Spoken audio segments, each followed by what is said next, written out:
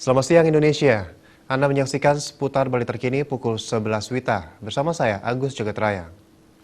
Pelaku dan pecinta seni, khususnya generasi muda, sudah saatnya menjadi pengemban dan pengembang karya seni di Bali di tengah serbuan arus modernisasi dan budaya luar.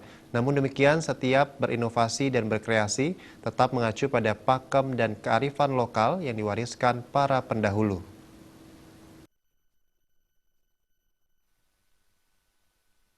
Bali sebagai daerah yang kental dengan tradisi dan budaya memiliki berbagai jenis karya seni yang dikenal hingga berbagai belahan dunia.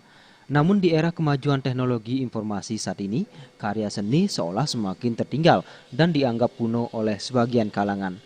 Akademisi serta pengamat seni Gede Arye Sugiarto menyatakan, di tengah perkembangan seni kontemporer, anak muda sebagai generasi penerus seni Bali diharapkan bisa berinovasi dan berkreasi menciptakan sebuah karya seni yang mampu bersaing dengan berbagai bentuk kesenian mengikuti perkembangan zaman modern saat ini.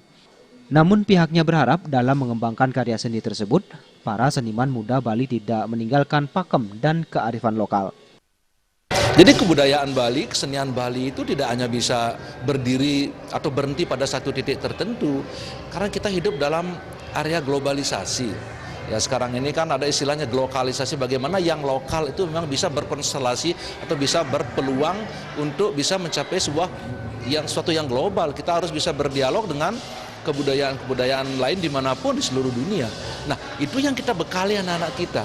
Jadi mereka juga mempelajari bagaimana cara merekonstruksi, melestarikan. Tapi mereka juga harus tahu bagaimana cara mengembangkan seni sendiri. Sugiarto mengatakan agar kesenian Bali mampu bertahan di tengah gempuran budaya luar dan arus modernisasi, generasi muda Bali sudah saatnya ditanamkan nilai-nilai kearifan lokal.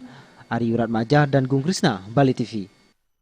Pemirsa, demikian seputar Bali terkini kali ini. Terima kasih atas perhatian Anda. Selamat siang Indonesia.